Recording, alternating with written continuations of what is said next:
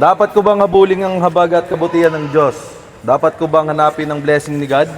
Paano ako hahabulin ng swerte? Ano ang dapat kong gawin para sundan ako ng blessings ni God? Basahin natin siya sa Psalms. Anong sabi dyan? Psalms 23, verse 6. So, surely goodness... Ops, taga lang ha. Ano daw sabi doon? Surely, medyo ano ba? Hopeless ba? O ano? 100%. 100%, no? Ano daw yung 100% dito? Goodness and mercy. Dalawa, ano yung isa? Goodness, at yung pangalawa ay mercy. Pag sabing goodness, ano to? Kabutihan ng Diyos. Ibig sabihin, paano ba nagiging mabuti sa iyo yung Diyos? Binibigyan kanya ng iba't ibang klaseng mga blessing, di ba? At yung mercy, paano siya nagkakaroon ng mercy sa iyo? Di ba? Sa kabila ng pagkukulang mo, pinapatawad ka pa rin niya. Kung tutusin sa kabila ng kasalanan mo, pwede ka na magkaroon agad ng consequences. Pero binibigyan tayo ng habag ng Panginoon. So ito yung dalawang sure na mangyayari, no? Kung sure tong mangyayari, so ano daw mangyayari? Ano daw tong dalawa na to na surely and mercy shall follow me follow me. Ano daw? All the days of my life. Habang siya daw ay na bubuhay. Ibig sabihin, habang hindi ka papatay, hinahabol ka ng blessing. Lord, maraming salamat po sa gabing ito, Panginoon, na pinagtipon niyo po kami sa court na ito, Panginoon, po maglaro at mag-fellowship. Lord, hindi aksidente lahat ng ito, nagtipon-tipon kami ng iyong mga anak. At Lord, ano man yung mapag-uusapan namin ngayong gabi, at ano man yung message mo yung gabi, Panginoon, yung kalooban mo lang siyang masunod. Lord, maraming salamat po sa akin ito. In Jesus' name we pray. Amen. Amen. Dapat ko bang habulin ang habag at kabutihan ng Diyos? Dapat ko bang hanapin ang blessing ni God? Paano ako hahabulin ng swerte?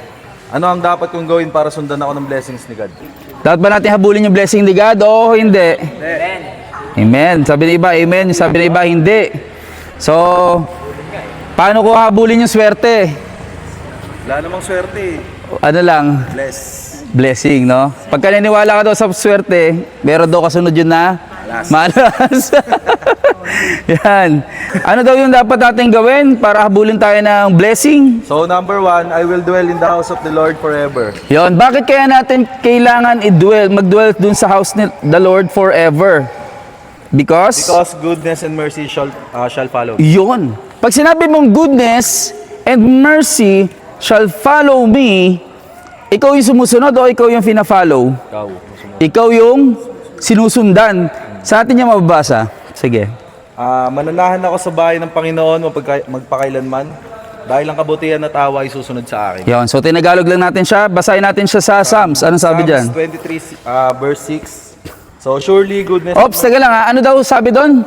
Surely, medyo ano ba? Hopeless ba? O ano? 100%. 100%, no? Ano daw yung 100% dito? Goodness and mercy. Dalawa, ano yung isa? Goodness, at yung pangalawa ay mercy. Pag sabing goodness, ano to? Kabutihan ng Diyos. Ibig sabihin, paano ba nagiging mabuti sa iyo yung Diyos? Binibigyan kanya ng iba't ibang klaseng mga blessing, di ba? At yung mercy, paano siya nagkakaroon ng mercy sa iyo? Di ba? Sa kabila ng pagkukulang mo, pinapatawad ka pa rin niya. Kung tutusin sa kabila ng kasalanan mo, pwede ka na magkaroon agad ng consequences. Pero binibigyan tayo ng habag ng Panginoon. So ito yung dalawang sure na mangyayari, no? Kung sure tong mangyayari, so ano daw mangyayari? Ano daw tong dalawa na to na surely and mercy shall follow me. Follow me. Ano daw? All the days of my life. Habang siya daw ay na bubuhay. Ibig sabihin, habang hindi ka papatay, hinahabol ka ng blessing. Pag sinabi mong follow, kunyari, ang blessing si Charles, kunyari siya yung blessing. Then, ang gagawin ko, kung siya yung blessing, para mag-follow siya, ba't nag-alarm? Time ka na. Post ko lang, may alarm clock. Ayan. Okay. Alarm clock kasi yan. Yan. 9 na kasi. Hindi sa akin yan. Yan. So pag sinabi mong follow, hindi ako nakatingin sa kanya. Siya yung blessing eh. So ano daw nangyayari? Nakasunod siya sa akin. Pag naglalakad ako, yan. Sumusunod siya, no? Kasi follow eh. Kahit saan ako pumunta, dito ako pupunta, sundan mo ako. Susundan niya ako. So, kahit lumingon ako sa kanya, saan siya pupunta? Lilingon ako kunyari sa kanya, lilikod ka. Hindi, pupunta pa rin siya sa likod ko. Kasi naka-follow siya eh. Naka-follow. Pero pag binaliktad natin yon, so pag binaliktad natin, nakaharap ako sa kanya, ako ngayon yung susunod. Pero ano bang gusto ni Lord kapag once na sumusunod sa atin yung blessing, ano na lang ba yung kailangan mo dapat gawin? Ito yun. Sige. Ano ba dito pa? And, tuloy mo lang. And I will dwell in the house of the Lord forever. Yun. Ano yung dapat mong gawin? I will dwell. Di ba? I will dwell in the house of the Lord forever. Sino ba yung nagsasalita dito? Ang nagsasalita po dito ay si David. Sino ba si David? Sige, tuloy natin yan. Ano ba tanong dyan? Sino ang nagsasalita dito? Ano ba ang narating ni David? Yon, ano ba yung narating ni David? So, ano ba yung narating ni David? Anong sagot dyan? Naging isang hari. Naging isang hari. So, ano pa yung tanong dyan? Bakit siya naging hari? So, bakit siya naging hari? Ilang laban ba ang naipanalo niya? So, ilan ba? Merong 11 battles. 11 battles. Diba? Ang daming digmaan pala. So, ano yung battles na yon? Sige, isa-isa Number 1, natin. laban sa mga leon. Yun. Ito yung sa leon na to, ito yung pag sinusugod yung kanyang mga inaalagaan tupa, pinupunit niya yung bunganga ng leon. So, ganun yun. Number 2. Laban kay Goliath, pinatay niya ang higanting Filisteo. Yun. Sinakalam ng story ni Goliath at ni David. Ganda nun, di ba? Sige, next. Mga digmaang laban sa mga Filisteo. Yun. Next. Laban sa mga Edomita. Next. Laban sa mga Amaletika ng sakalakayin ng Siglag. Yun. Ano pa? Pagsakop sa Jerusalem mula sa mga Jebuseo. Ano pa? Laban sa mga Moabita. Ano pa? Laban kay Hadadezer ng Zoba. Ano pa? Laban sa mga Arameo ng Damascus. Laban ng mga Amonita at kanilang mga kalyan. Yun. Ang dami niyang battles na pagwagian. Sa madaling salita, nanalo siya hindi dahil focus siya sa blessing. Diba? Palakpakan mo natin si Lord sa buhay ni Kuya Charles. Yan. Praise God, di ba? Nanalo si King David hindi dahil habol siya ng habol dun sa blessings. Di ba? Ang nagsasalita dito si King David. Ano yung naging sikreto niya? Di ba? Dahil nagda-dwell siya dun sa house ni Lord. Si David, ang hilig niyang gumawa ng altar kung saan siya mag-worship kay God. At pag nabasa mo yung Bible, ang dami siya yung may pinakamaraming na isulat na kanta para sa Panginoon. Siya yun. Pag nabasa niyo yung book ng Psalms, tama, di ba? Ganun siya. Hindi siya masyado nag-focus kung saan-saan. Nag-focus siya, nag-dwell siya kay Lord. Kaya yun ang pinakasikreto ngayon. Kaya huwag tayong magtaka. Si Satan, gagawa siya ng paraan para hindi tayo mag-dwell in the house of the Lord. Diba? Saan ba yung house ng Lord? Number 1, temple. Tayo yun, sa atin yun, sa katawan natin yun. Then ano ba yung ginagamit ni Lord? Yung isa sa mga house niya, yung building natin sa church. Yung mga Bible studies, katulad nito.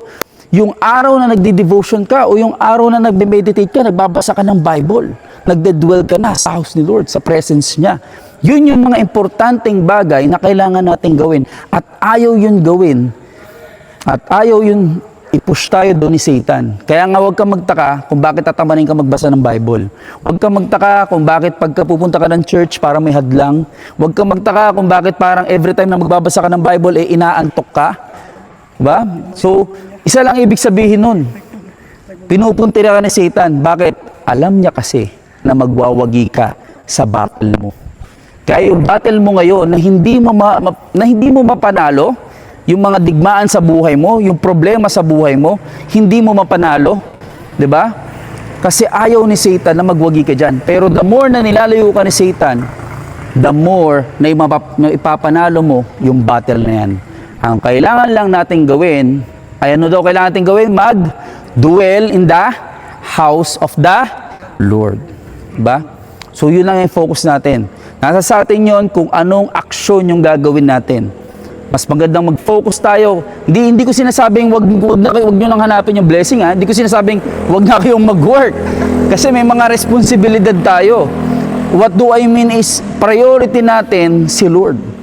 Kung meron kang oras sa work, hindi naman 24 hours nasa work ka, 8 hours lang. Diba? So ilan pa yung natitira mo? So marami pang oras. So meron pa tayong time kung tutusin na pwede nating ibigay yun kay Lord. So yung time na yun, ibigay natin siya intentional kay God. Ibig sabihin, hindi mong gagawing option yun. Gagawin ko lang to kasi free time ako. Gagawin ko lang to kasi gusto ko. Trip ko lang sa ngayon. Medyo ginaganahan ako sa ngayon. Parang ganon. So, mas magandang gawin mo yun kapag ka parang nakakaramdam mo, parang nakakatamad Kasi yung feelings na yan yung feelings na nilalaro sa damdamin mo ni Satan. Dahil ayaw niya na magkaroon ka ng malalim na relationship kay God. Kahit ako, na-experience ko yan. Kaya nga pagka nakakaramdam ako nung araw na yan, parang ang tamlay, parang bakit ganito Lord, hindi ko maintindihan, parang gusto ko na lang matulog. Ibig sabihin yan, tinatrabaho ka ni Satan, hinihili ka niya. Busin mo na lang yung panahon mo sa sa mga walang katuturan. Oo. So, ganun si Satan.